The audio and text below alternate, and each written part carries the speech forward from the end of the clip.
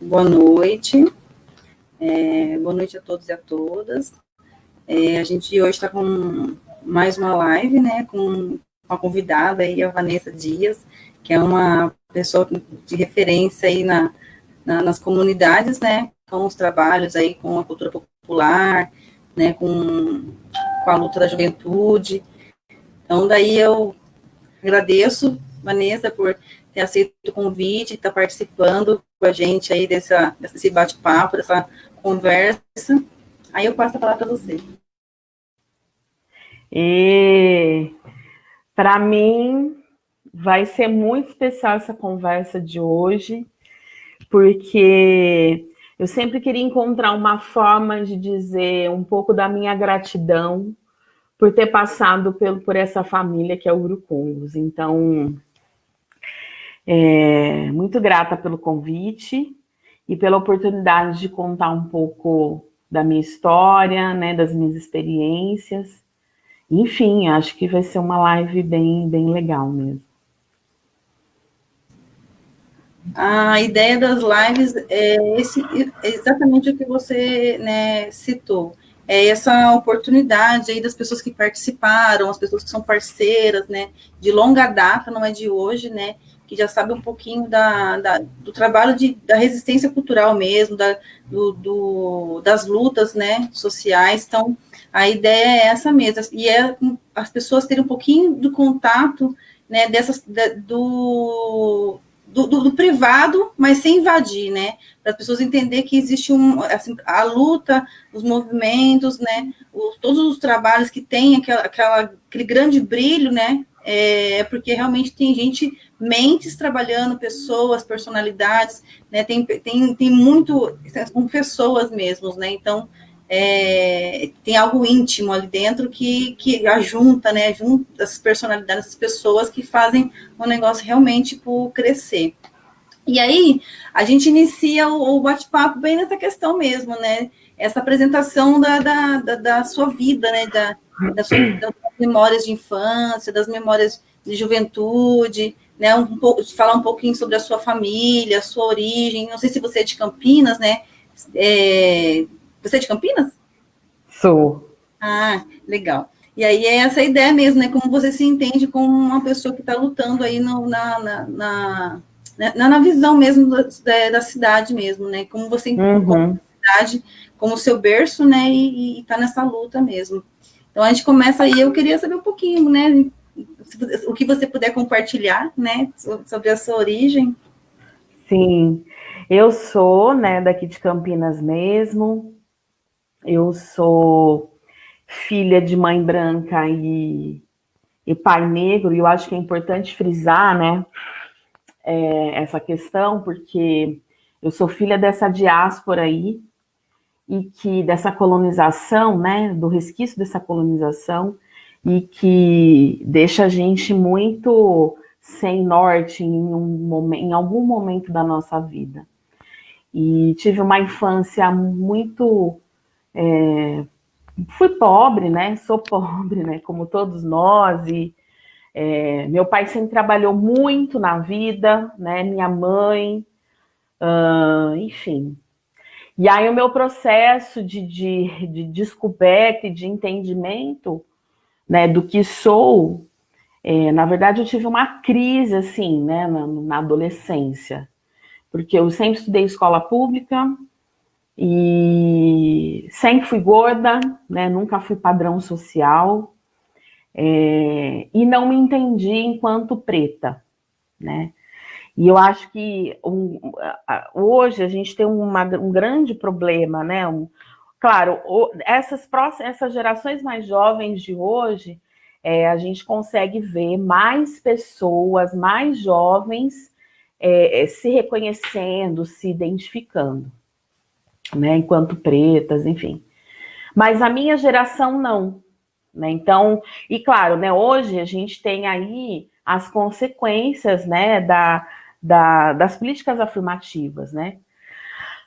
Mas no meu período escolar eu não tive essa oportunidade, né, nem de entender o que era. Imagina, cotas não existia, né? Então, Então, hoje eu sou uma mulher preta de 37 anos, gorda, sou religiosa de matriz africana, sou de Umbanda, né?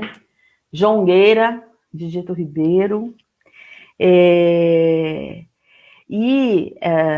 A minha adolescência foi muito conturbada, porque é isso, né? Na escola daquele momento, não se tratava das identidades. Hoje eu também não acho que trata ainda como deveria, mas a gente tem mais possibilidades, né?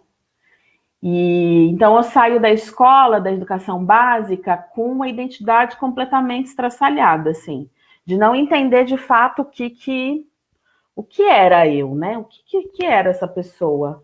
O que eu gostaria de fazer na minha vida?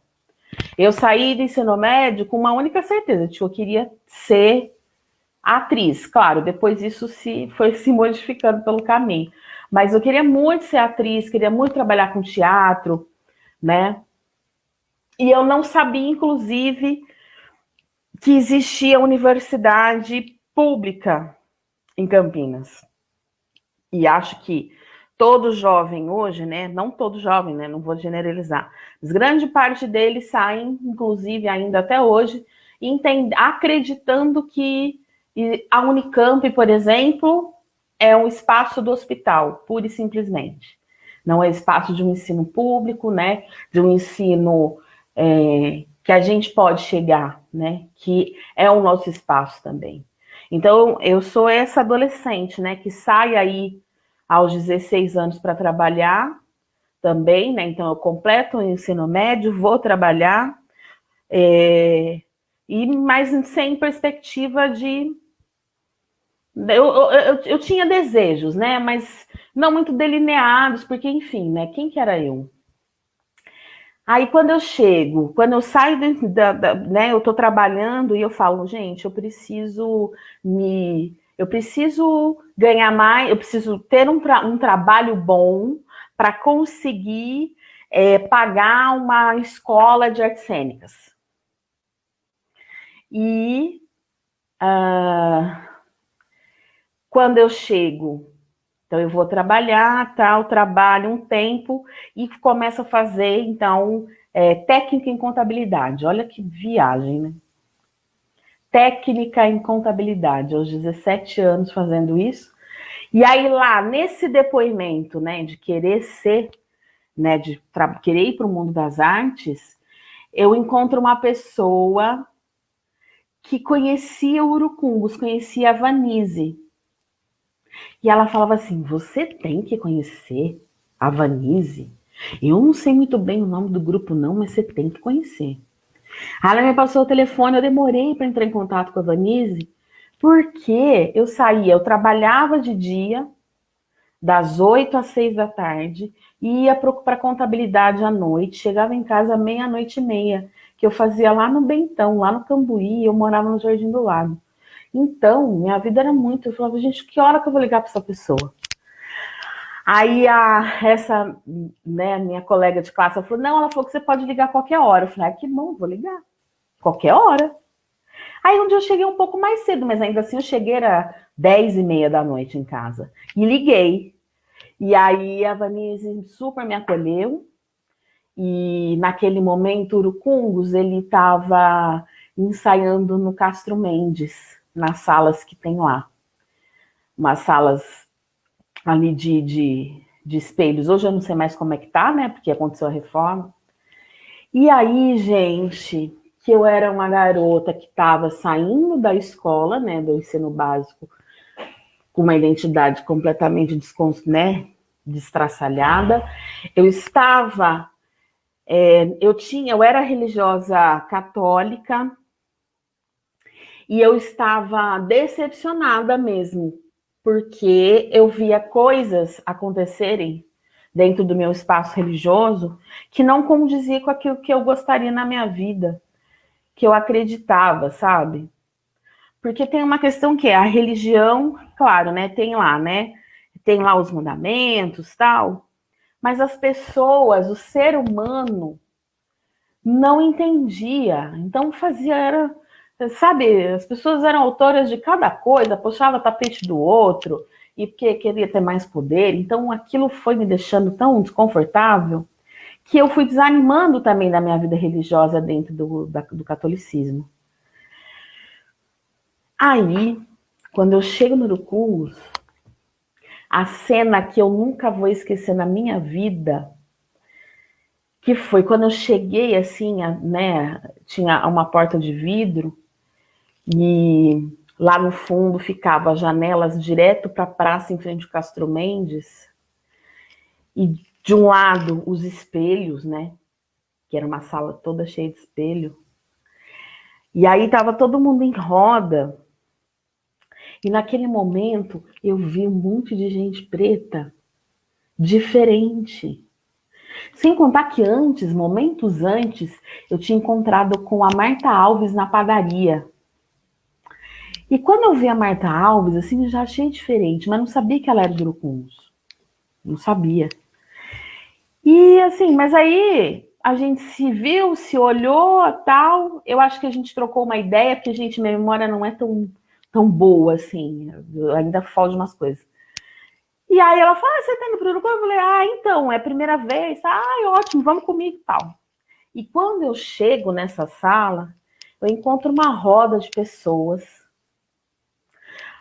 com uma forma de lidar com a vida que era muito diferente da que eu estava acostumada a ver. Então, assim, primeiro que eu vi o Alceu, lindo, com aquele dread, que ele ainda tinha o dread comprido. O que mais me chamou a atenção, aquele olho dele, que era meio claro, né? Uma coisa meio castanha clara, e aquele dread, e ele todo, né? Aquele jeito, salve mestre Alceu, né? Que está em Aruanda. E ele, assim, ele deitado, e a Charlie também, salve Charlie, que tá também em Aruanda, a Charlie fazendo massagem nele, assim. Ele deitado e ela em cima dele fazendo massagem nele. Eu falei, gente, mas que relação que é essa? Eles são marido e mulher? Né? Claro que eu não cheguei perguntando, mas eu queria entender que dinâmica era aquela. Aí tinha o Zeus, com aquele jeito dele todo, né, espalhafatoso e, né, com uma vida, né, ele tem todo um trabalho, né, assim, com as roupas e tinha o trabalho no presídio na época, o Boni, né, assim, gente, assim, E aí eu vi que ali, eu comecei, a hora que eu pisei ali, eu falei, gente, eu acho que é esse o mundo que eu quero para minha vida. Porque é um mundo que eu me identifico. Falei, olha essa Marta Alves, cara. Linda. Ela já naquela época, que não era a moda, né? Ela já tinha um black lindo, assim. E ela gordinha, né? Com aquelas sainhas que ela usava, que ela usa, né? Com uma batinha. E eu falando, gente, é possível ser gorda, preta e bonita. Porque eu tinha isso na minha cabeça. Eu preciso emagrecer. Como que eu vou ser, né? Como que eu vou ser feliz na vida se eu sou feia? Porque a escola falou o tempo inteiro para mim que era feia. Os meninos diziam que era feia. Os professores não me respeitavam. E só me respeitavam até um certo ponto porque eu era uma das melhores alunas da sala, sempre fui. Eu tive poucos problemas com nota na escola. Porque minha mãe sempre foi muito exigente. Minha mãe, meu pai, sempre foi muito exigente comigo em relação aos estudos. E então, quando eu cheguei ali, eu falei, nossa, aí bateu dentro, sabe? Eu falei, não, eu acho que é isso que eu tô procurando. E aí a minha forma de vestir foi mudando, a minha forma de ver o mundo foi mudando, né? A Edna, gente, a Edna com a Georgia, né? Mãe solo, negrona, linda, cuidou lindamente da Georgia, né? Então, são muitas histórias, ali a Ana Miranda, né? E ali eu vi que era possível, e nesse momento eu não tinha nem conhecido Raquel Trindade, ainda nem sabia quem era. Mas quando eu conheci também fiquei deslumbrada, eu falei, gente, que mulher é essa? Então, ali eu via que é possível a senhorinha católica conviver com ateu, que convivia com macumbeiro, que convivia, né? E várias cores, e de uma forma harmoniosa. Claro, né, gente? Família sempre tem briga, sempre tem um pega para capar, mas é família. E as festas, né? Então eu fui me envolvendo com aquilo e fui dizendo, gente, é possível. É possível ser preta, é possível ser gorda e é possível ser feliz nessa vida. Então, para mim, estar aqui falando disso hoje é muito especial, porque, de fato, é eu poder dizer, né, para todo mundo que, olha, hoje eu estou no jongo, mas, de verdade, eu devo mesmo, essa Vanessa que sou, as experiências que eu tive no Urucungus, essa família do Urucungus que eu tive lá atrás. Porque aí eu fui entender a questão estética, né? A questão de dançar e de trabalhar com as artes. Então, depois eu trabalhei um longo tempo, eu fui para o cursinho do sindicato, que aí, a partir disso, naquele momento estava começando, eu passei pelo Urucungus 2001, a partir de 2001, acho, ou 2002. E em 2003... tem um programa, começa um programa do governo federal chamado Universidade para Todos, acho que era uma coisa assim, em que ele destinava recursos para os cursinhos populares. E o cursinho do sindicato era um desses, para abrir vaga para alunos pretos e pardos.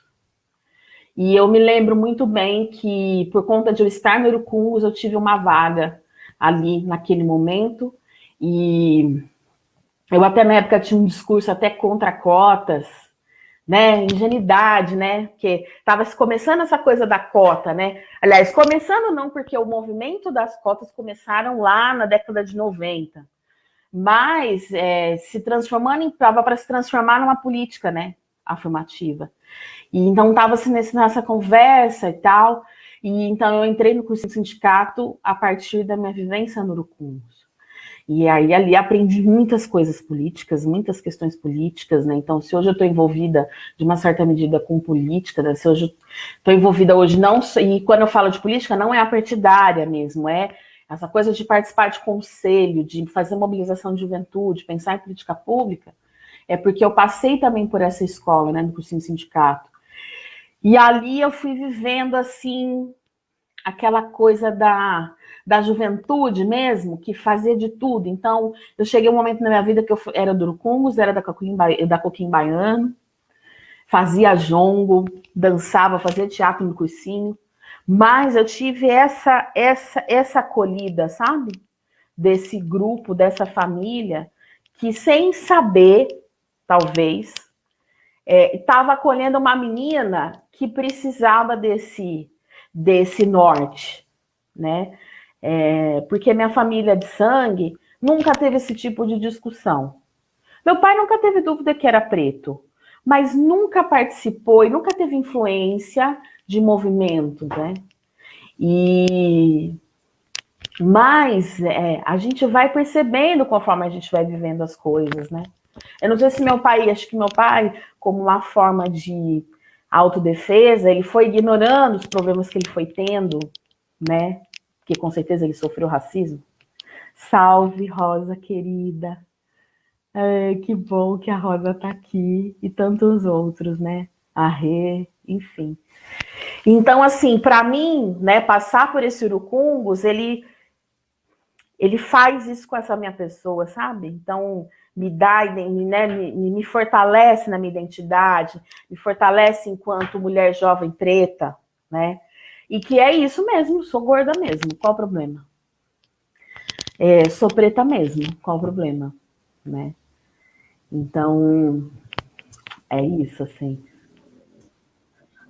Muito importante, né, o que você está falando, porque o Urucungus, ele tem esse sentimento do acolhimento, né, e isso todas as pessoas que conversam comigo, né, que fizeram parte de algum momento, né, é o que você falou, né, família, né, se torna aquele vínculo, e aí vai rolando algumas coisas, mas tem esse acolhimento, e é muito importante, né, porque a gente que está meio tipo, você como mulher negra, né, se encontrou lá, né, e conseguiu, tipo, se encontrar com outros elementos também.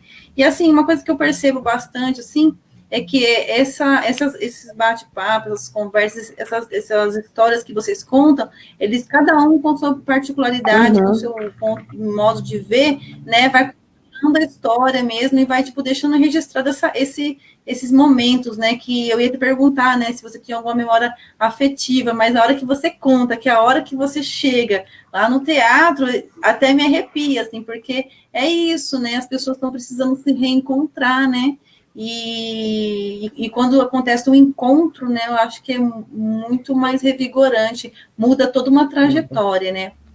E aí você compartilhou sobre a questão, quando você, com essa vivência no Urucum, você, lá quando a gente se conheceu um pouco mais, né, um tempo atrás, você falou assim, eu era nova, eu lembro que eu não tinha como ir para os lugares, e o pessoal falou, não, minha família não entendia, como assim, né, você vai e o pessoal tá falando que você vai, mas de ônibus, como assim? Eu lembro que você contou uma história assim para mim uma por vez. isso que até hoje, assim, eu falo que o Alceu, né, mestre Alceu, ele foi meu pai.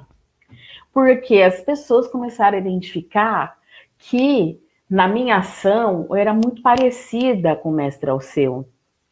Na ação, né, às vezes na forma de dizer as coisas, e o Alceu começou a se preocupar comigo, porque de fato, até os 16, 17 anos, eu nunca tinha ido para uma balada de madrugada e passado fora. Eu nunca tinha feito uma viagem para fora do estado sozinha. Acho que nem para dentro do estado. E aí, quando o Urucungo chega na minha vida, isso tudo começa a acontecer, porque o Urucungo sempre foi muito festeiro. Ai, como era boas festas, gente. Inclusive o jongo eu conheci numa das festas que o Urucungos fez, de uma das que algumas das pessoas fizeram lá no bairro Guará, em Barão Geraldo. Mas essa história a gente conta já já. E aí eu me lembro que o Alceu ficava muito preocupado, porque eu era novinha, de fato, era novinha, era inocente, porque como eu nunca tinha seguido, nunca tinha estado nessa vida mais boêmia, né? Tudo bem que o Urucungo sempre foi muito família, né? Sempre foi muito família. Mas, para quem está de fora, minha mãe começou a ficar preocupada. O que está acontecendo com essa menina? Eu não acredito. Ai, meu Deus do céu, e agora, né? Porque aí é isso, a gente vai crescendo, a gente vai mudando a forma de olhar o mundo e os pais vão ficando meio descabelados, porque não era isso que eu queria para minha filha, né? E aí eu me lembro muito bem que para eu ir viajar para Porto Alegre, no Fórum Social Mundial, foi muito engraçado, porque o Alceu chegou aí pedir para o meu pai e para minha mãe, dizer que ia cuidar de mim, né, que não ia ter problema, nananã. Eu nem lembro como que foi, se isso rolou esse encontro, acho que eles conversaram por telefone, mas rolou essa pedida aí, né, essa permissão. E aí lá em Porto Alegre tinha no Fórum Social Mundial tinha um acampamento da juventude. Que assim, né, no acampamento da juventude, gente, é uma coisa super, para quem nunca foi, é algo que é surreal, assim, para quem nunca foi. Você fala assim, nossa, que mundo é esse? E eu que era mocinha de Campinas, catoliquinha, filha, eu queria não ficar na esbórnia, como dizia o mestre Alceu. Ela falou assim, fiotona, não fica na esbórnia, você vai voltar para casa com o papai, não sei o que. Ele tava tirando sarro com a minha cara, porque era um mundo o mundo estava se abrindo para mim naquele momento. Então era muito engraçado, e ele ficava cuidando de mim como meu pai mesmo, morrendo de medo que eu fizesse, aprontasse alguma coisa.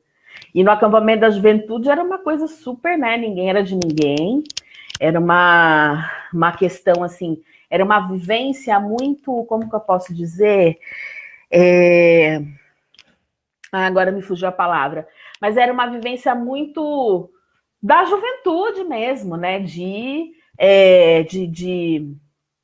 você poder estar ali com os seus, né? Com os seus pares, então com outros jovens, você experimentar várias coisas que a juventude experimenta, né? Várias sensações, várias coisas, né?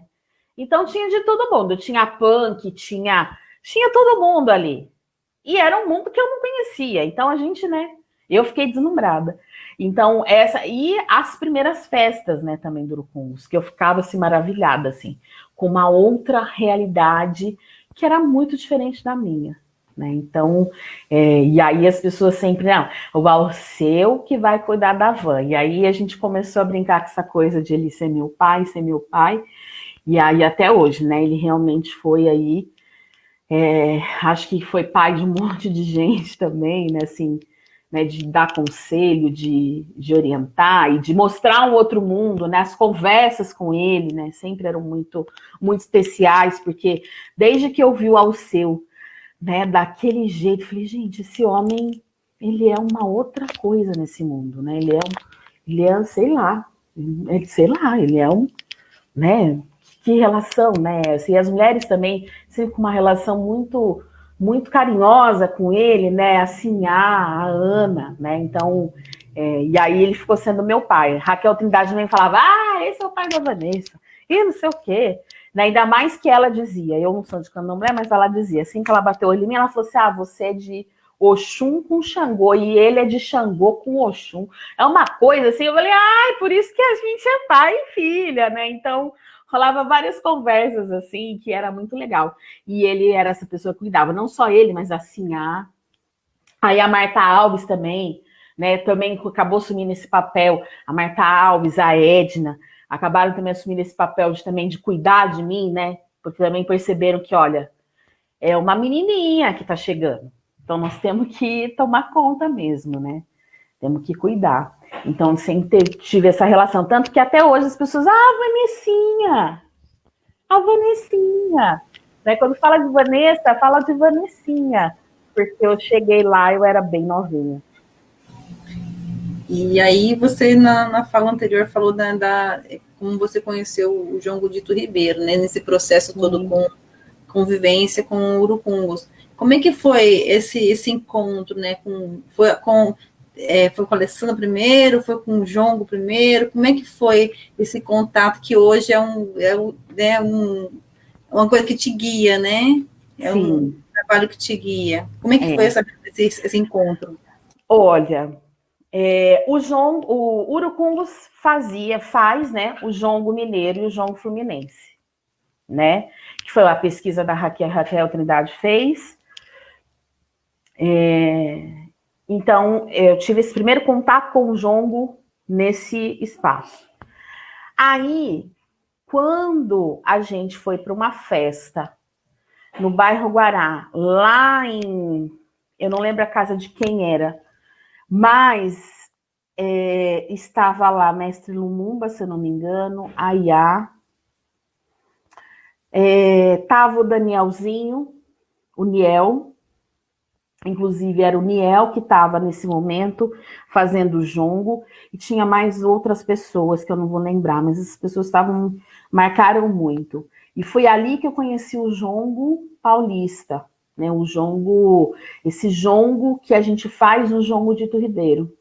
Porque, inclusive, o Niel, quando bebe dessa fonte lá atrás, ele bebe da fonte do reverendo Daniel, que era uma pessoa que também, né, salve, está em Aruanda, e que era do Cachoeira, que é um grupo de São Paulo, né, de pesquisa de cultura popular de São Paulo, e que, por sua vez, bebia na fonte de Guaratinguetá, que era o jongo do Tamandaré.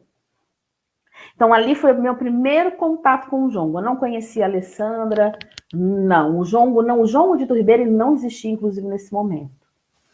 Então, foi o Niel que fez esse primeiro, né, me proporcionou esse primeiro contato com o jongo. E eu me encantei.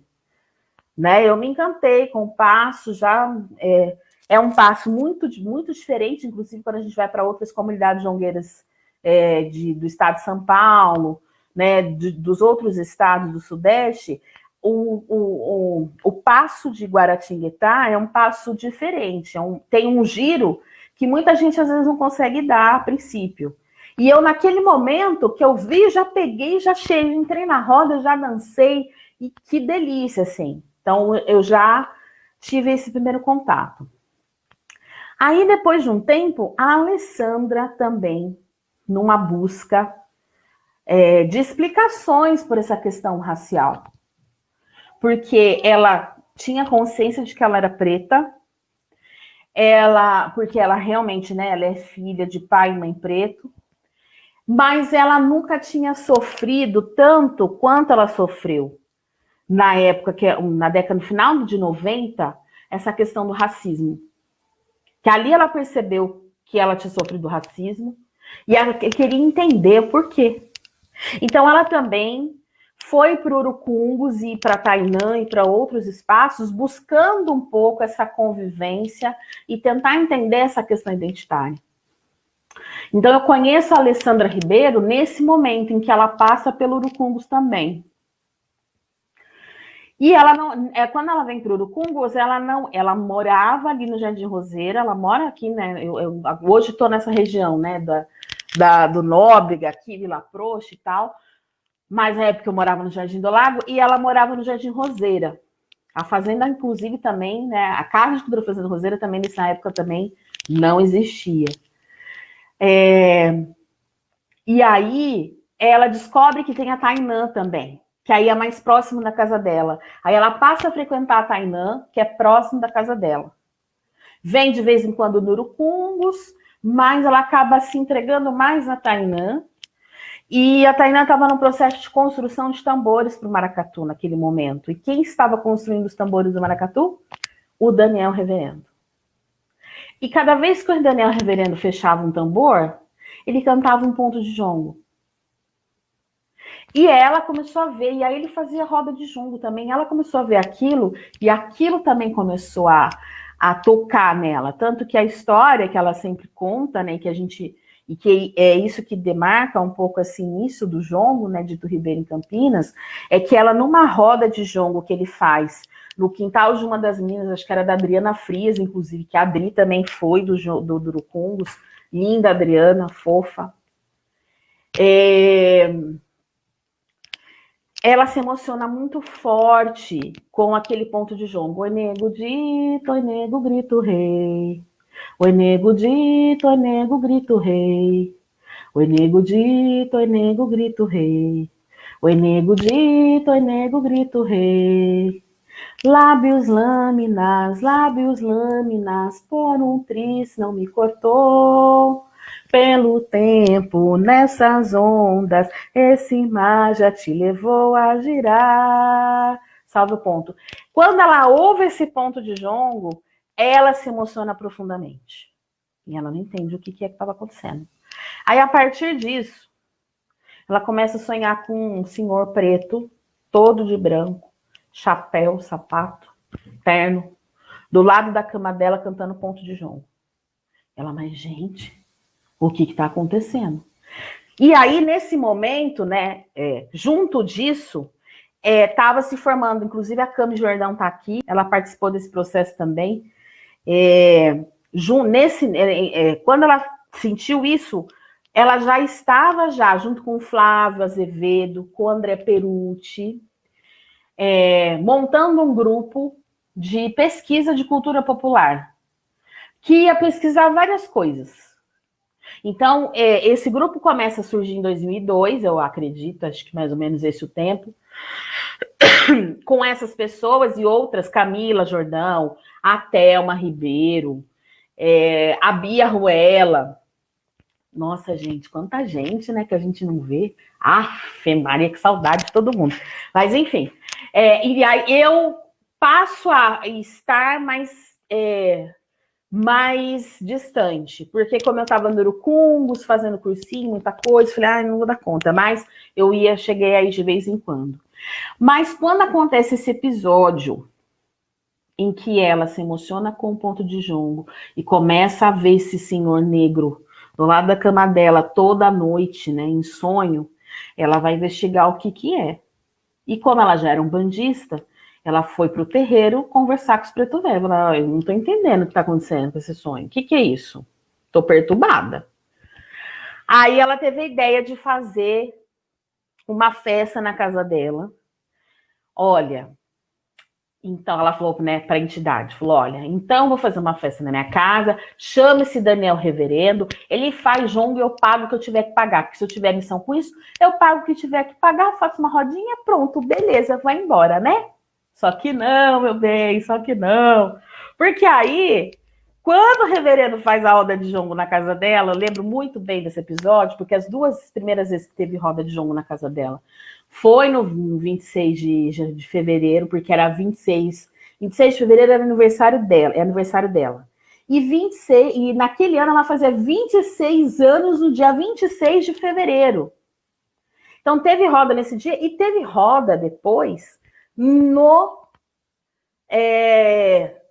mês de julho. Que inclusive, por isso que a gente faz hoje o Arraial Afrogilino, porque ele demarca o nosso aniversário. Porque foi bem nesse momento que o Reverendo fez a roda, veio de pé quebrado, lá de São Paulo. Cadeira de roda, veio ele e o Neguinho de Angola, que é de Guaratinguetá. Fez a roda. Beleza. Aí a noite foi boa, porque como todas as festas que a gente fazia e tava nesse dia, tava o seu, tava Mestre TC, tava todo mundo, porque inclusive a gente tava na efervescência do Maracatu na São Magô. Tava todo mundo ali, ó. Né? A gente estava nessa onda do maracatu e cultura popular, então estava fervendo isso aqui.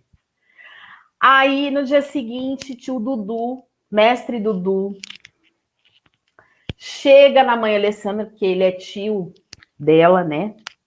Filho de Benedito Ribeiro.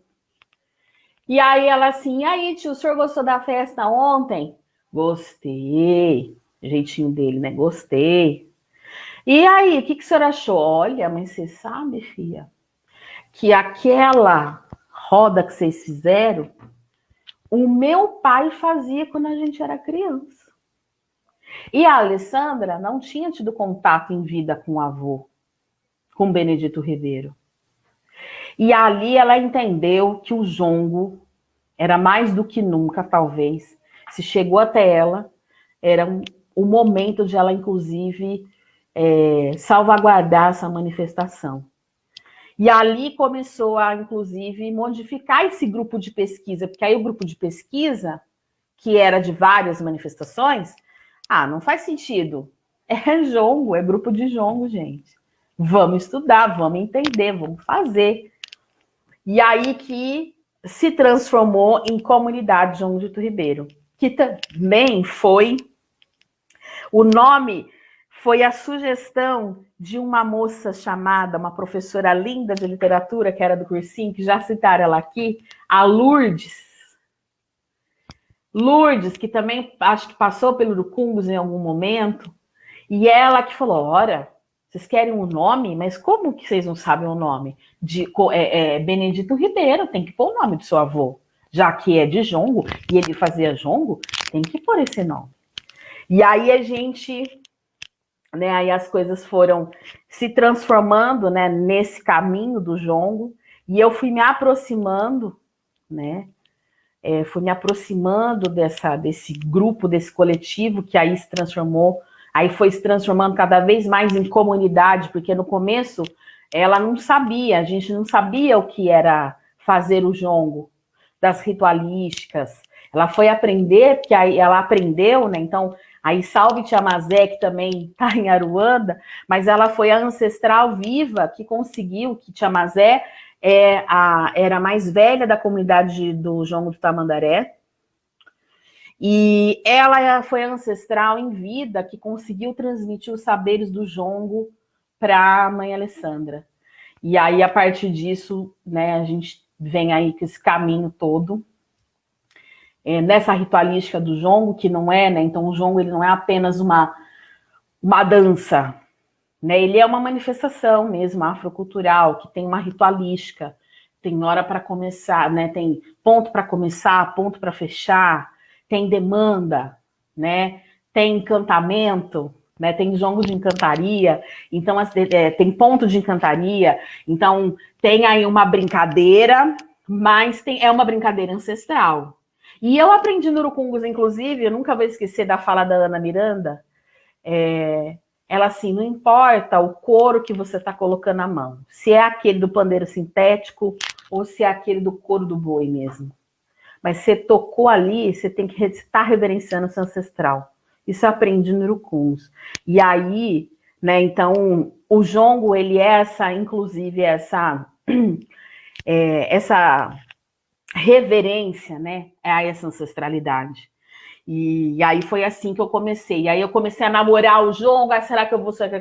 Ia um dia, não ia, até que no Arraial de 2004, eu me firmei de fato, que foi lá no Hidrotênis, porque aí no meio daquela festa, vai começar a formar a roda de jongo, e eu assim, ela vem todo mundo, e foi chamando as pessoas, eu assim, será que é, será que não é, será que eu sou, será que eu não sou? Aí ela assim no microfone, vem Vanessa Dias, você também é do jongo, viu? Tipo, não se isente não, minha filha, que você também tem essa missãozinha aí. E ali eu entendi de fato que eu poderia estar em outros espaços, mas que o jongo, na minha vida, eu não sabia o que era. Ele ia me trazer muitas outras coisas, né? Então é um pouco desse momento, assim, né? Do jongo, como eu conheci, como a Alessandra, né, conhece o jongo. E aí a gente chega no que é hoje, né?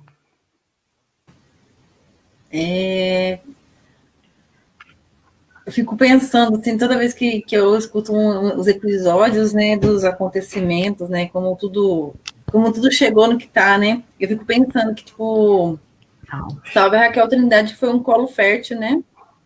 Porque deixou várias sementes, né? Que prosperou e a gente vê, né? Tipo, muitas coisas que ela deixou num simples curso, né? Se enraizaram na cidade, né? Tipo, se aprofundaram. Então, assim, eu fico pensando nisso. Parece que foi um presente mesmo que a cidade precisava para poder, senão ia ficar um vácuo, né?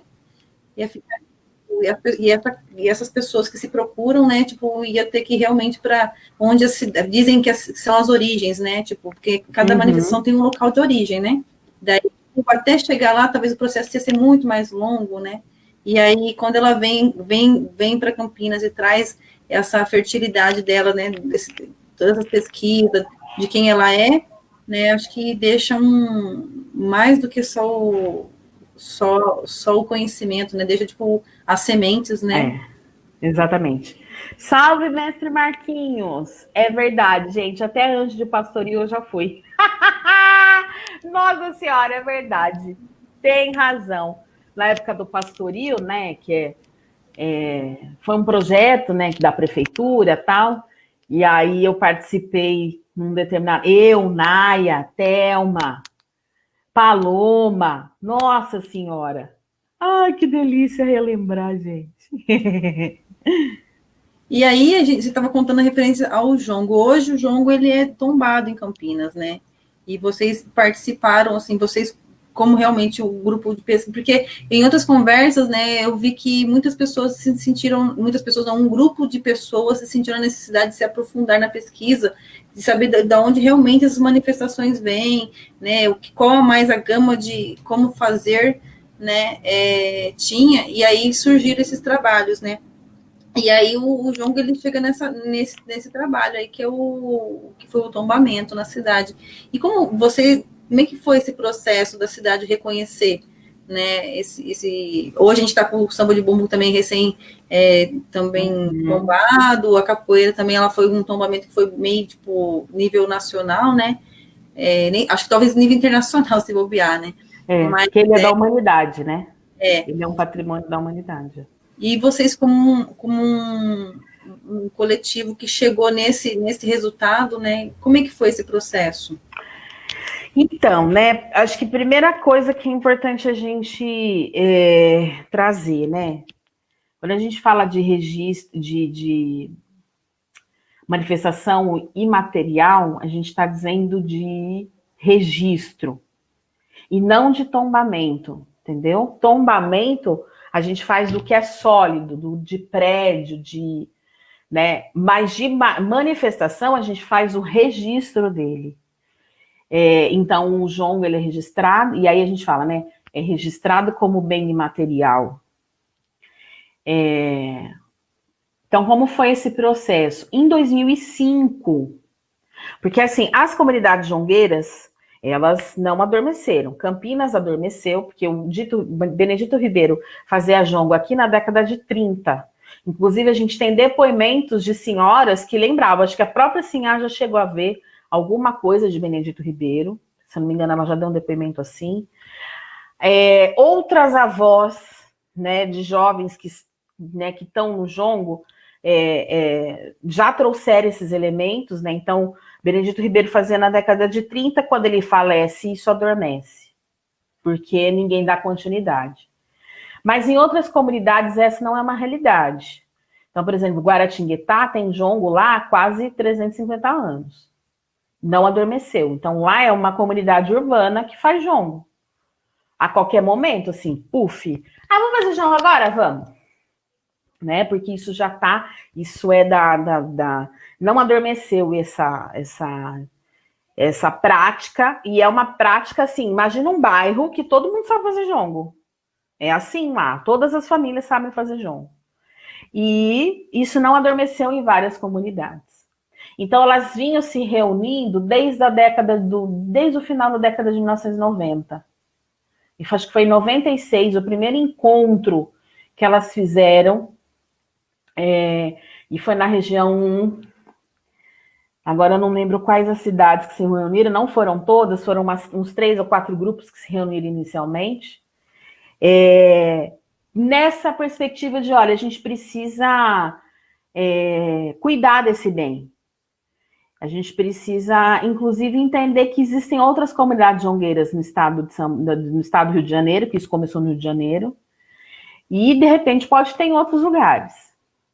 E naquele momento, a Universidade Federal Fluminense também estava no processo de investigar essas comunidades, né, de olhar para elas, entender que manifestação é essa, porque não era muito conhecida. E aí, então, a Universidade Federal Fluminense começa a ajudar nesses encontros, e os encontros começam a ser anuais. E eles começam a fazer uma conversa com o IPHAN, o Instituto de Patrimônio Histórico e Artístico Nacional, nessa perspectiva, né, de, olha, é uma manifestação, a gente precisa cuidar dela, precisa ter uma política que cuide dela, né, para não morrer. E aí, quando em 2005 a gente começa, né, o jongo de Tito Ribeiro começa em 2002, 2003, em 2005, lembrando que em 2004, se eu não me engano, quando a gente conhece, a gente passa a conhecer, né, a Guaratinguetá, nos apresenta essa rede de jongueiros, porque aí foi evoluindo, saiu do Rio de Janeiro e até São Paulo a galera começou a se reunir. E aí chega, em 2004, a gente começa a ir nas festas, né, dessas comunidades, mas não como detentores, porque existe uma diferença, né? O grupo que pratica, o grupo que faz artisticamente, como é o caso do Urucungus, claro que tem o samba de bumbo Nestão Estevão agora, que se coloca nesse lugar de fazedor, de detentor do patrimônio. O Urucungus, ele inclusive tem no seu objetivo, né? Como o que o Solano Trindade dizia, pesquisar na fonte e devolver ao povo em forma de arte. E aí essa é uma diferença, né, entre quando a gente fala de jongo de Tito Ribeiro ou de outras comunidades de manifestação da própria capoeira e do Urucungus, né? O Urucungus, ele faz a arte. O jongo, ele pratica a manifestação na essência. Assim como o samba de bumbo Nestão Estevão, quando traz toda essa ancestralidade, né, do Nestão, do Alceu, da Donatina, né? E aí é um grupo da manifestação. E aí, naquele momento, em 2004, a gente ainda era considerado um grupo, porque não se tinha ainda, não estava claro para a rede de jongueiros que o jongo de Tito Ribeiro tinha essa ancestralidade que praticava o jongo. Só que aí em 2004 foi liberado, acho que foi em 2004, o primeiro encontro. Foi liberado, porque aí como que funciona, né? Os grupos que vão se descobrindo jongueiros, porque existe, né? Então, por exemplo, a gente está com novas comunidades em São Paulo, por exemplo, tem uma na região de Guaianás, que é um jongo do Guaianás. É um jongo que está descobrindo que tinha uma ancestralidade ali que fazia jongo. Mas até entender direitinho o que era e tal, porque tem critérios para você ser considerado uma comunidade que desenvolve essa manifestação. Então, até descobrir, até o processo de realmente é isso, você pode ir nos encontros de jongueiros, mas como ouvinte. Então, você não vai apresentar com a sua comunidade, mas você vai conversar com as lideranças, você vai trocar uma ideia, vai participar da reunião, né, porque tem uma reunião de articulação entre as lideranças e os mestres. Você vai observar. E a gente estava nesse espaço, nesse lugar. Quando chega 2005, que a gente passa a compor a rede como comunidade, porque aí a gente já tinha afirmado mesmo que Benedito Ribeiro, né, a gente tinha concretude mesmo, né, de que Dito Ribeiro era jongueiro e que era avô da Alessandra, então tinha aí essa ligação ancestral com o jongo mesmo. E aí a gente passa a estar no lugar de comunidade João Dito Ribeiro, de comunidade que, de fato, pratica essa manifestação, cuida dessa manifestação. E no mesmo ano, o IFAM reconhece o jongo como patrimônio material. Isso lá em 2005. E aí, como patrimônio material do Brasil, né, o jongo do Sudeste. Então, quando a gente fala de jongo, a gente não fala só do jongo de Ribeiro, a gente fala de todos os jongos. Então, tem mais de 50 comunidades jongueiras no estado do Espírito Santo, tem mais de 50 comunidades jongueiras no Rio de Janeiro, Minas, inclusive Dito Ribeiro veio de Minas para cá. Então, a gente, inclusive, percebe algumas similaridades em alguns pontos daqui, com alguns pontos ali da região não de Quissamã, mas bem ali na divisa com Minas. A gente percebe ali, quando a gente se encontra com a galera, a gente percebe uma similaridade, né? Então, a gente entende que, olha, então, pode ser o lugar de onde Dito Ribeiro migrou. E aí, a gente foi construindo esse passo aqui, porque aí lá, né, com o IFAM reconhecendo, né, e a gente sendo registrado, o jongo sendo registrado, a gente precisou, dentro dessa rede jongueira, que aí depois veio o Pontão do Jongo Caxambu, que também foi liderado pelo IFAM, pela UF, parceria com o IFAM, e vários jongueiros, né, várias lideranças, e a gente passou a compor esse grupo também, e ali naquele momento a gente começou a fazer um plano de salvaguarda para todas as comunidades do Sudeste, né? Então, e esse plano é de 2011, inclusive.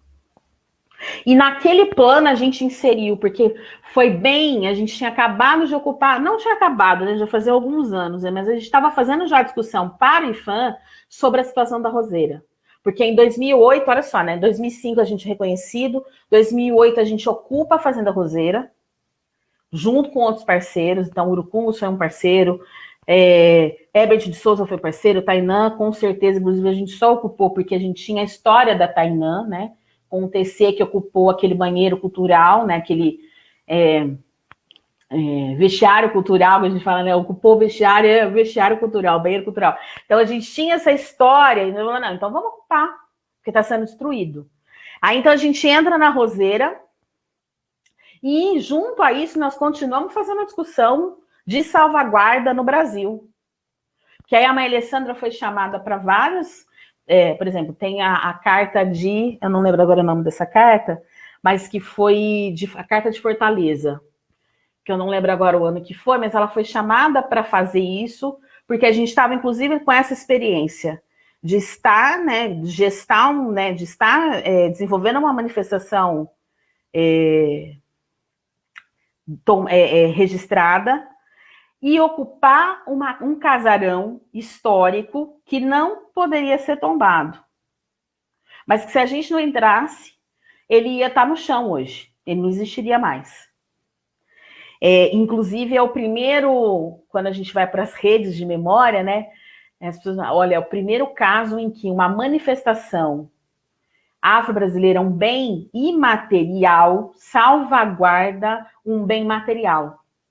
E por que salvaguarda e não tomba? Porque a gente entende que para ser imaterial, não significa que eu não posso pegar. Não, o imaterial é tudo aquilo de símbolo. Então, por exemplo, esse copo.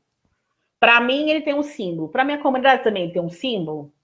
Ah, se ele é símbolo, olha, esse copo, ele é importante para mim porque a minha avó, a minha tataravó, tomou água nele, aí depois ela passou, e aí esse copo, ele significou a felicidade para a comunidade. E esse copo, mesmo sendo material, ele pode ser imaterial, por conta da simbologia que tem isso. E a Fazenda Roseira hoje, ele está nesse campo, que aí em 2012, quando a mamãe escreve, termina de escrever o mestrado, Requalificação Urbana da Fazenda Roseira, ela inclusive traz isso, ela discute isso, né? Esse imaterial que salvaguarda esse material, né? E que só é Casa de Cultura Fazenda Roseira porque tem um jongo lá e faz essas atividades lá, com base na cosmovisão africana, na educação, enfim. Então, percebe. Então, e aí é isso, né? Estou trazendo os pontos que foram importantes que fez a gente em 2013, porque foi em 2013, né? Porque a gente precisava de ter uma segurança aqui em Campinas, porque por mais que o IFAM pressionasse a gente naquele momento, pressionasse o município naquele momento em relação à Fazenda Roseira, a gente não tinha uma garantia. A qualquer momento, o município podia falar, vocês estão fora daí. Ok? Era isso. Então a gente falou, não, vamos então galgar esse espaço do patrimônio material para dentro do município.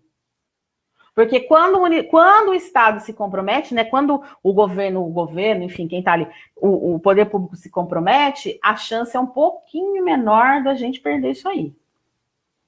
E foi aí que a gente começou a trabalhar em relação à política de salvaguarda dentro do município. Claro, tem a história da capoeira também, né, que aí a Alessandra Gama, né, e outros aí, Mestre Marquinhos, está no processo, mas com o jongo foi esse. Aí a gente consegue, em 2013, essa aprovação aí, né, a sanção desse registro dos dois patrimônios, né. Que, ao meu ver, de verdade, se o município seguisse aí o que algumas diretrizes da cultura, né, no âmbito federal, a gente não precisaria amarrar aqui, porque quando a gente fala que é pelo IFAM, a gente está falando do Instituto Nacional, mas a gente sabe que as coisas não funcionam bem assim. Então a gente falou, então vamos amarrar isso para dentro do município. Porque quando a gente põe na lei, ele tem que se comprometer em cuidar, em salvaguardar esse patrimônio. E aí, se ele coloca a gente na rua, ele está comprometendo a manifestação, porque de fato é. Né? Então, se ele desabriga, porque é isso. Quando a gente pensa patrimônio material, a gente pensa em salvaguardar, porque a manifestação ela é viva, certo? A gente tem a história da Alessandra, que é a prova viva de que a manifestação ela corre e ainda mais que é isso, a gente está falando de ancestralidade. Então, quando a Alessandra não em vida, ela não sabe o que é jongo, né? Ela não conhece o avô dela em vida, mas ela tem essa ancestralidade que liga ela à manifestação, sem ela nem imaginar o que era jongo. Então, a gente percebe aí essa ligação ancestral que, beleza, por essa ligação, ok. Mas como que a gente faz mas precisa ter quem pratique. Precisa ter quem pratique. E para a gente ter quem pratica, a gente precisa salvaguardar o detentor. Para salvaguardar o detentor, a gente precisa que esse detentor tenha comida, tenha trabalho, tenha saúde, tenha emprego. Né? E aí, então, quando a gente pensa a lei de patrimônio para o imaterial, é pensar isso, né? É pensar por esse ângulo, né? Que é diferente, por exemplo, vamos pensar o tombamento e a conservação da catedral. É tinta, reboque, é isso que precisa. E o Gil de Piquete, que numa reunião nossa de articulação, estava na dúvida, né? Tava todo mundo na dúvida. A gente ia fazer uma ação em que precisava comprar comida, gente. Imagina festas de preto, festas de manifestação, não ter comida? Comida é sagrada pra gente. E estava difícil de encontrar uma brecha no projeto do IFAM para comprar comida, porque comida, vocês não querem comida? Não, tem que comprar cal, tem que comprar tinta, tem que comprar outro, mas comida não tem como ter essa brecha.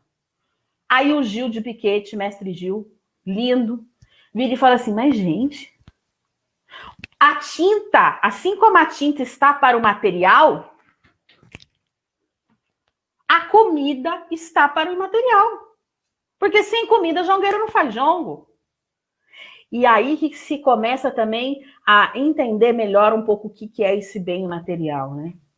E aí a gente começou, fizemos essa construção para dentro do município, amarramos isso, né, em 2013. Aí em 2015, graças a Zambi e a todo esse trabalho, a gente consegue a permissão de uso da roseira, né? Que é uma primeira, na verdade não é a primeira, porque a Taina também é assim, é uma gestão compartilhada, né, com a Prefeitura Municipal de Campinas, em que a gente gesta e ela fornece algumas coisinhas, né? Mas enfim, né? Enfim, é isso aí, né? Então, é esse o processo nosso, né? Então, hoje a gente está lá com essa gestão compartilhada, mas é a partir dessa caminhada que a gente começa a fazer lá em 2004, 2005. É importante, né? Sempre eu acho importante essa história que fica, tipo, às vezes guardada, né? Porque assim, vocês têm toda uma história para chegar no processo no resultado, né?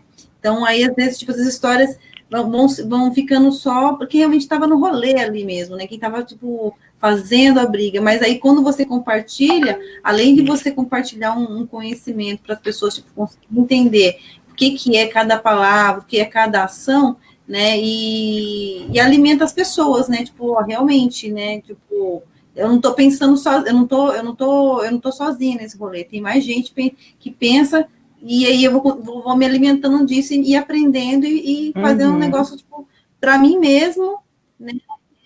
Para conseguir construir coletivamente, né? Eu acho muito. São coisas que eu, particularmente, não tinha, nunca chegou em mim, né?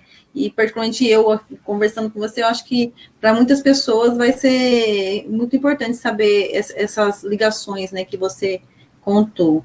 E aí, assim, a gente entrou bastante na questão do jongo, né, porque é um trabalho que você tá faz tempo, né, junto com a Alessandra. E aí, tipo, de voltando, né, e tudo isso que você contou, você estava dentro do processo, então faz parte da sua trajetória, né, de vida, trajetória política, artística, né? Então, e aí voltando, né, para a Vanessa e as ações da Vanessa, você é pedagoga, né, e está envolvida em vários processos, né, de construção aí, né, que está há muito tempo já, tipo, fazendo bastante mudanças, né.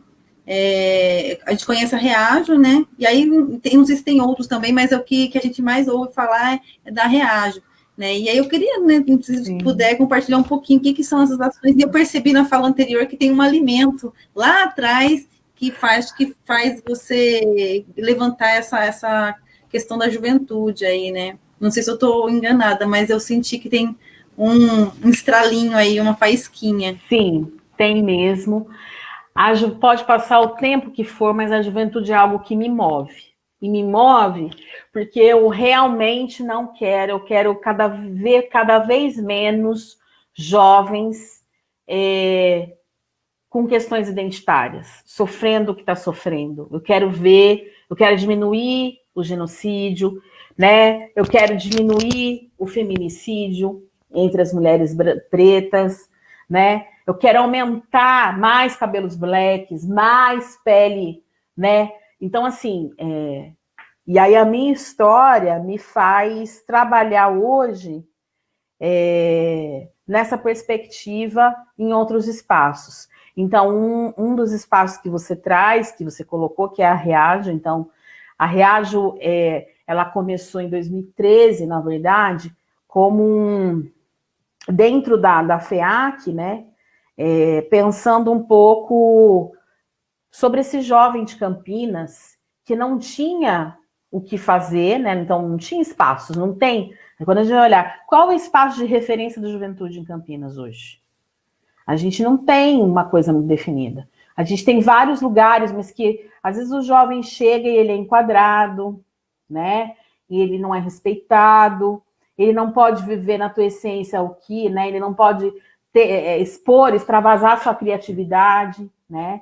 Então, e aí quando eu estou no Urucungos, quando eu passo pelo jongo, né? Quando, né? Eu vejo essa possibilidade e eu quero muito que outros jovens vivenciem espaços de movimento negro, seja artístico, político, para se entender, porque, inclusive, aí, né, caminhando um pouco para o meu mestrado, né, que eu sou mestranda em educação na Unicamp, e minha discussão no meu mestrado é justamente essa. Inclusive, puxando um gancho, né, para o livro da Nilma Lino Gomes, que é espetacular, que é o Movimento Negro Educador. Então, eu vou trazer a minha autobiografia, e por isso que essa live vai ser muito importante, porque eu vou trabalhar no meu mestrado a minha autobiografia a partir desses movimentos negros que eu passei e que eu estou presente hoje. Né? O quanto esses movimentos negros eles me fortaleceram para estar onde eu estou. Porque, inclusive, nem para a universidade, quem me estimulou inicialmente foi o Urucungos. Aí, como eu tive várias, né? Tipo, tentei 3 anos na Unicamp e não passei, eu desisti. Aí foi no jongo que eu consegui de novo botar o pé no chão e falar, não, vamos lá, a gente tem que estar lá dentro, não é uma questão... não é só fazer por fazer, mas é colocar as nossas questões lá dentro, né? A gente está cansado de ser objeto das pessoas. A gente quer ser sujeito mesmo, né, da nossa própria pesquisa. E aí, então, foi no jogo que eu tive um pouco mais essa amplitude, né, de tipo, olha, vai fazer, vai entrar lá e vai botar sua discussão em pauta. E então, hoje, no meu mestrado, eu vou trabalhar um pouco isso, e trabalhar um pouco essa reajo, né, nessa perspectiva, porque tem uma influência minha e de outras meninas pretas lindas que estão comigo aí nessa luta, que é a Tânia, que é a Lucilene, a Jaciara, a Wislaine, né? A Cíntia Vilas Boas. A gente está aí nesse trampo, né? Pensando nesse jovem preto e do quanto é importante a participação social começar nesses grupos mesmo, seja de cultura popular, seja de política, enfim, mas que ele tem que vivenciar inclusive a questão cultural, né? Porque eu fui me descobrir a partir da vivência em grupo cultural, né? E o quanto isso, né, traz para a gente um autoconhecimento também. E se esses jovens de hoje tivessem mais contato com isso, a gente teria menos problemas, né? Se gerações anteriores tivessem tido mais contato com isso, acho que a gente teria menos problemas identitários hoje, né? Porque quando a gente fala de cultura, a gente fala de arte, a gente está falando desse mundo que vai se abrindo e de outras possibilidades. Então, não é aquele quadradinho, não, é aquilo que eu falei. Quando eu cheguei e vi o Alceu deitado no chão, a Charlie fazendo massagem dele e todo mundo batendo papo e achando aquilo normal, né? Pra gente hoje, é normal, mas para quem nunca tinha visto, que era o meu caso, eu falei, gente, como é isso? O pegar no outro, o abraçar. As pessoas que me conhecem, mas não estão nesse movimento nosso, elas falam, nossa, se abraça de um jeito, né, Van? As pessoas que estão no jongo, elas se abraçam de um jeito. Então, o mundo é carente de abraço, gente. A gente se abraça. E não é aquele abraço do tapinha aí depois, não. É um abraço acolhedor, né? Então, o jovem, ele não tem essa vivência, ele não tem esse contato, né? É difícil, o jovem pobre, periférico, então nem se fale. Às vezes a mãe tem que trabalhar horrores, não tem pai, vive com a tia, e aí tem que sair para trabalhar também sem nenhuma perspectiva, né? Então, estar em contato com o mundo da cultura e dos movimentos sociais pretos, dos movimentos culturais pretos, é trazer isso. Então, o meu envolvimento nesses espaços, eu sempre trago a questão do jovem, né?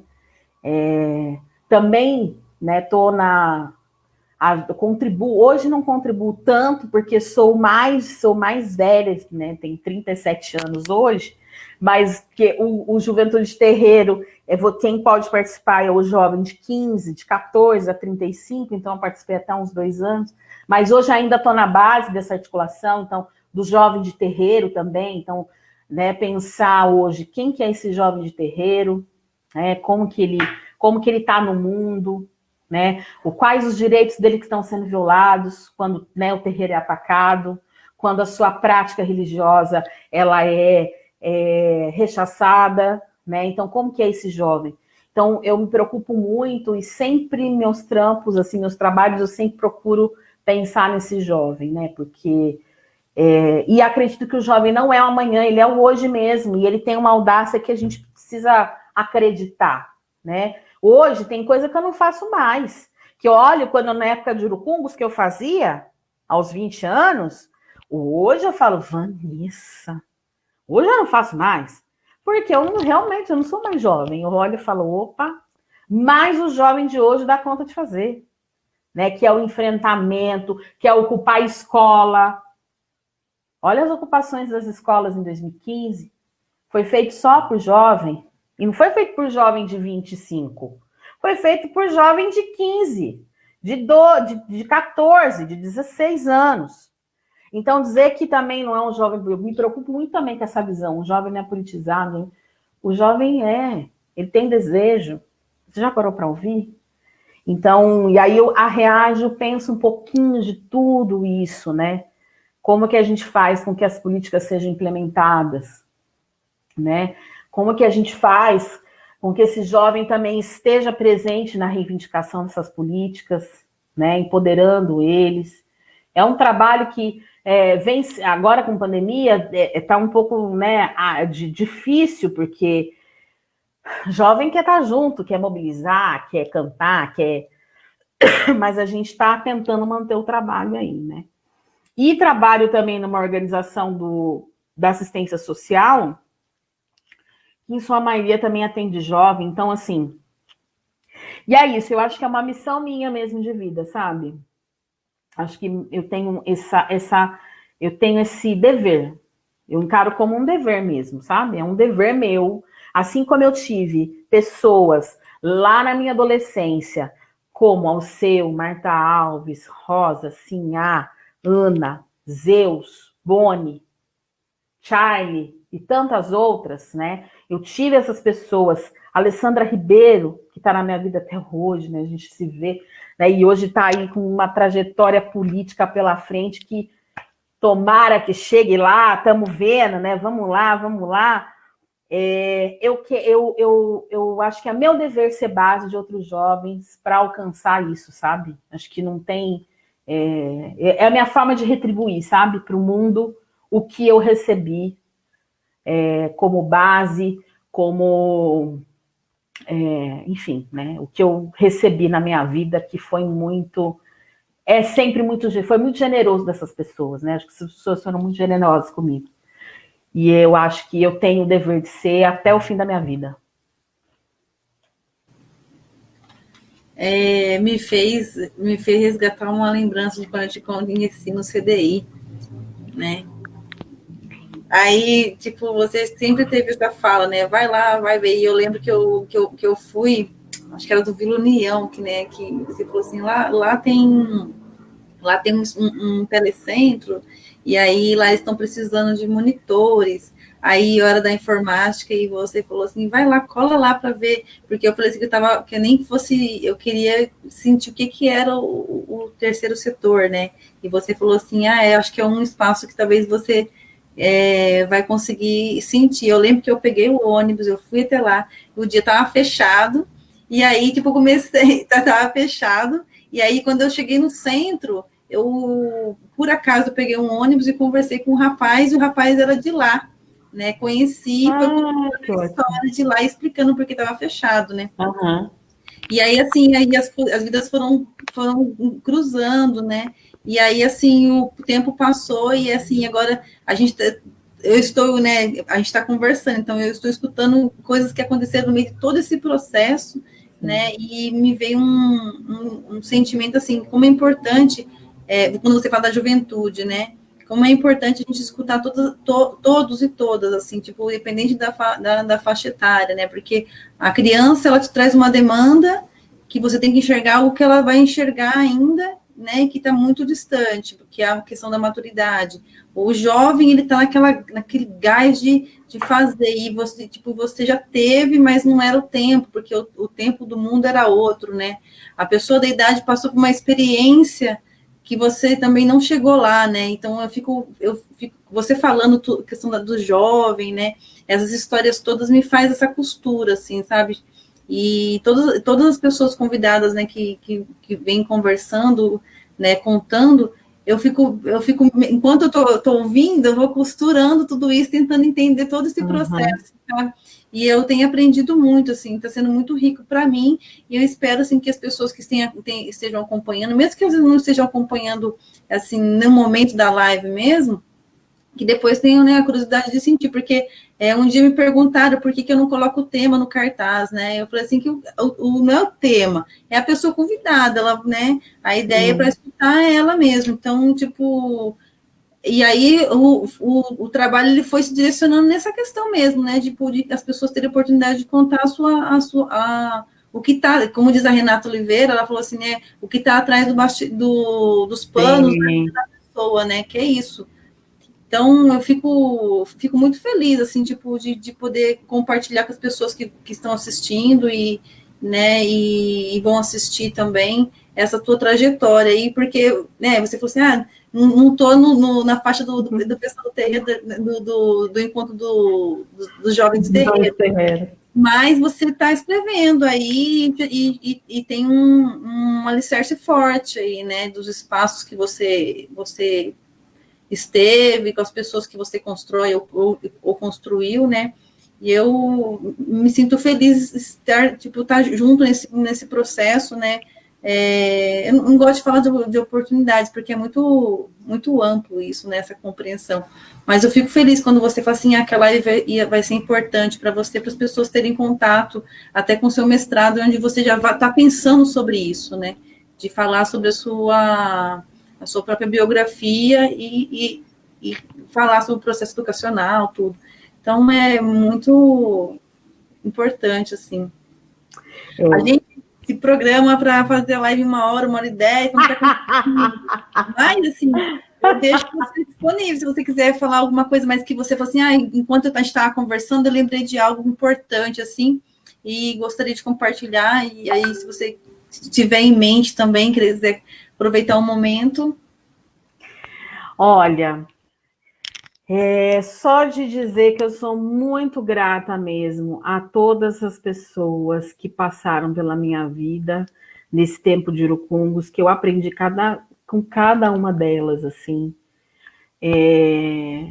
Acho que é um lugar muito especial que a gente tem que tomar muito conta, sabe? Cuidar mesmo desse espaço. E assim, e cuidar desse espaço é entender que às vezes as divergências elas podem acontecer, mas é nunca esquecer que a gente é irmão, sabe? Eu acho que isso é uma coisa que a matriz africana me ensinou e que o jongo me ensinou muito, e que família, né? Família é família. Então, que a gente seja mais irmão, que a gente seja mais respeitoso, que a gente continue sendo respeitoso, né? Porque a gente não tem dúvida que quando o Urucungos fala, Jongo, vem aqui, a gente vai lá. E quando a gente fala, Urucungos, vem aqui, a gente, né? O Urucungos está sempre a postos, eu acho que isso a gente tem. Mas aí, falando de Urucungos, é ter essa irmandade, sabe? Que sempre teve, que acolheu as pessoas. Não deixar isso morrer, sabe? Esse acolhimento, porque às vezes podem não perceber, mas vão estar influenciando total na vida de alguém, né? Então, são várias histórias, né? A Camila Jordão colocou aqui, né, que a experiência dela também foi fundamental, né? E de tantas outras pessoas, acho que Campinas, quase Campinas inteira, teve boas experiências no Urucungos, né? Então, quando eu falo de Urucungos, eu falo com muito carinho, com muito respeito, porque realmente foi minha primeira casa e a gente não esquece quem vem primeiro, né? Então, saudar aí os meus mais velhos, né, que estão aí nessa caminhada, Mestre Marquinhos, a Rosa, Sinhá, a Ana, né, que vocês estão realmente num lugar muito especial no meu coração e na minha vida. A correria do dia a dia faz a gente sumir, eu sei. Mas é que é isso, né? A gente vai também trilhando outros caminhos que vão exigindo da gente outras coisas, né? Então, eu acho que é isso, né? Acho que vocês são uma referência e que é como a Rosa colocou ali, né? Eu seguro sua mão na minha para que juntos a gente possa fazer o que ninguém pode fazer sozinho, né? Então, é isso. Como você está acompanhando aí, né? O pessoal que está, eu acabei nem falando, assim, porque eu vi que você está bem, do pessoal que está entrando aí, né? E vários comentários aí que falando sobre essa questão, né? Como é importante a Rosa falou no último comentário aqui, né? Que é importante, né? Pensar a história a história da gente, a história sua, a história e isso que você falou, né? Tipo que às vezes tem que tomar cuidado porque o que a gente está tendo no momento histórico, né? Acho que não sei se era, não sei se de agora, mas que agora está sem fumaça para esconder, as pessoas que não pensam como a gente, né? Nessa questão da realmente nós estarmos juntos, né? Construir cultura, construir arte, pensar, né? A história. Então, de muito o que acontece? Já estavam atacando para a gente se afastar. E se a gente não coloca, é o que realmente fala, né? Se a gente realmente não segurar um na mão do outro, falar assim, ó, eu não penso igual, mas ele é do meu rolê, ele é o meu povo, né? Ele luta pela mesma coisa que eu luto, né? Ele compartilha da identidade que eu trago, né? Então, acho que isso é uma coisa que eu fico bem pensativa, né? Tipo, o que é isso? A gente reconhecer quem são os nossos, quem são as nossas, né? Tipo, para a gente não se perder no meio desse processo, e quando tudo isso acabar, né, que uma hora vai ter que acabar, né? Tipo, a gente não tá cada um num canto, né, perdido, sem saber quem é que a gente pode dar a mão realmente para poder se reerguer, né? Uhum. Então, todas as suas falas me vêm esses pensamentos também, né, que é o momento da gente estar mais próximo mesmo, independente da distância, né? Mas é isso. Quero agradecer, né? Tanto o pessoal que tá acompanhando desde o começo, a Janice, ela entrou lá no começo também, a Laís Lima, a Camila Jordão, que você comentou, o Mestre Marquinhos, a Rosa, né? Agradecer também, em especial também, você e todo esse trabalho também que você tem envolvida, né? Que criou as suas referências, né? Eu ia perguntar quem são as suas referências, mas você falou bastante, né? Falou vários nomes, né? Então ficou bem situado isso. E agradecer você por ter aceito o convite, né? De estar compartilhando aí toda essa bagagem sua e que seguimos juntas, né? Para poder continuar realmente escrevendo aí em linhas bem fortes, né? Para poder realmente conseguir contar essa história que estão querendo apagar. Axé. Com certeza. Agradeço o espaço. Eu gosto mesmo de trazer, de conversar e de falar dessa história que eu vivenciei, porque é isso. Eu acho que a gente tem que influenciar cada vez mais as pessoas em relação a esse mundo que a gente vive, né? Porque às vezes eu tenho a sensação de que a gente vive num mundinho à parte de todo mundo, assim. Porque enquanto o mundo está numa maré frenética, né? A gente está no nosso, tocando nosso tambor, cantando as nossas músicas, né? Pegando na mão do outro, sendo resistência. E então, assim, eu acho que mais gente tem que estar junto, mais gente tem que conhecer. Então, para mim, é sempre muito bom trocar. E aí, sem contar que eu revisitei várias memórias, né, minha gente? Ai, gente, várias memórias legais, assim, que há muito tempo eu lembrei de gente que, nossa, olha, né, fulana, como será que tá fulana? Né? Então, assim, para mim foi muito especial hoje também. Gratidão. Aí encerra a live, né? Agradecendo novamente você e a todos que estão participando aí, contribuindo com essa construção aí, né? Com esse momento. Mesmo em época de pandemia, a gente faz com que realmente o processo continue, né? Sim. E transmitir o conhecimento que a gente adquire durante a vida faz parte da questão da cultura popular, né? Porque Sim. a gente compartilha a nossa vida para que o outro tenha exemplo, né, para que realmente a gente, mesmo que a gente queira, né, fazer de Uhum. um jeito, a gente olha algumas referências, né, a gente é amparada pelas experiências das pessoas, né, as Sim. experiências de cada um, eu acho que isso é e as memórias afetivas, né. É, pois é. É isso, Vanessa, eu agradeço. Viu? Em nome dos Gratidão. mundos aí para a oportunidade de estar fazendo essa conversa. Um beijo no coração de todos. E aí eu queria cantar uma ciranda. Ah, essa ciranda, eu lembro muito do Mestre Alceu e daquele momento que eu vivenciei. E agora eu estou quase nessa mesma realidade aí, né? Então eu me lembro muito que ele tirava um sarro e a gente tirava sarro também. Enfim, pode cantar? É, quando eu me lembro dos meus 18 anos e eu pensava somente em namorar. Quando eu me lembro dos meus 18 anos e eu pensava somente em namorar. Agora a idade vem chegando e a velhice começou a me atrapalhar. Agora a idade vem chegando e a velhice começou a me atrapalhar. Quando eu me lembro dos meus 18 anos e eu pensava somente em namorar. Quando eu me lembro dos meus 18 anos e eu pensava somente em namorar.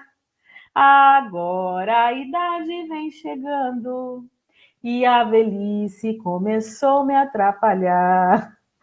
Agora a idade vem chegando e a velhice começou a me atrapalhar. Salve, gente. Salve, mestre Alceu. Salve, Raquel Trindade. Todos os mestres em Aruanda. Axé.